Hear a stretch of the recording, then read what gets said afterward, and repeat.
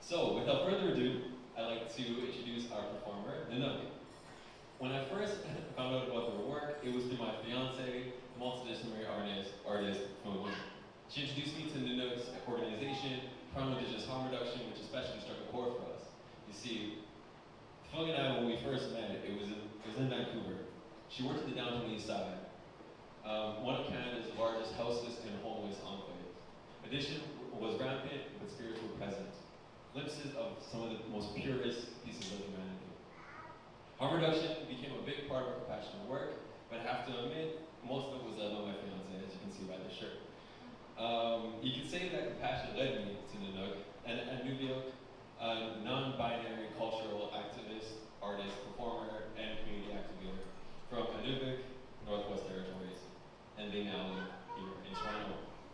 With our fiance, Nanook founded Toronto Indigenous Harm Reduction and Native Art Society to provide access to and uplift underrepresented Indigenous artists. It is a pleasure and honor to have them here with us today. So let's give it up to Nanook.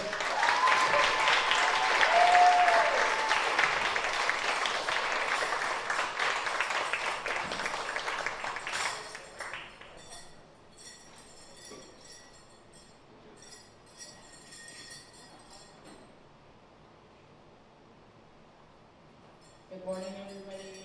I didn't know it was an in-person event, so this was a special surprise.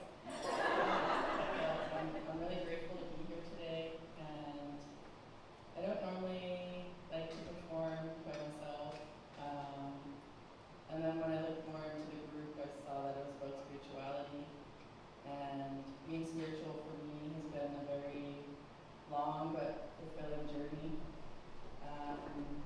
So I've struggled with addiction, mental health, homelessness, and I think a lot of trauma, which has caused me to become more spiritual as I got older, so I could fulfill what I believe my destiny is to be. And thankfully, the pandemic had really slowed down what I was doing and made me realize that there's people in our city, in our communities, on our streets that need our support. And that's how I founded Toronto Indigenous Harm Reduction. And shortly after, I met my beautiful fiance, Brianna Olsen-Pinawanakit. And she's my teacher. She's usually the speaker, so I didn't really want to talk, but I was like, I should say something because I'm only going to dance one song. But she inspires me and has taught me so much of what I know today. So she couldn't be here today because her puppy is sick at home, but she's here in spirit, and I know that she's proud of me, and I'm proud of all the work that we've done to support our community. So I started grass dancing about a year ago, and actually, by coincidence, the speaker later, it's her brother who is actually my mentor for grass dancing. And him and his family are just like the most beautiful people too, and like they live spirituality, they look after their family, they look after community, and I feel so honored that I have the opportunity to be taught by such an incredible human. I don't know if I was going to say much else. If you want to see the work that I do, you can follow what we do on Instagram, Toronto Indigenous Harm Reduction or Native Art Society. So Toronto Indigenous Harm Reduction, we bring ceremony, traditional foods and medicines, and basic necessities to the houseless community here in Toronto. We do feasts every week where we go and dance and sing and drum for them. I've also been running a baby supply program for the last 6 or 7 years, so I do baby supply drives, which I'm currently doing, collecting baby diapers and baby formula to send to Nunavut, where the costs of food and basic necessities are up to 10 times higher than down here. There's only one store per community, and if they don't have it there, then we can't access it.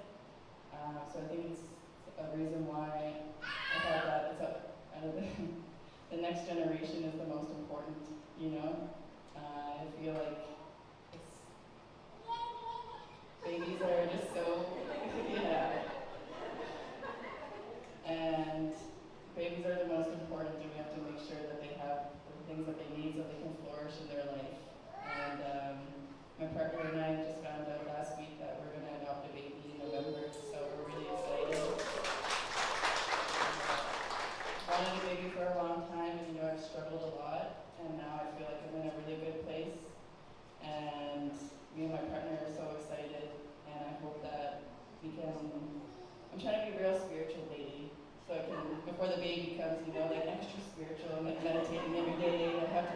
journal.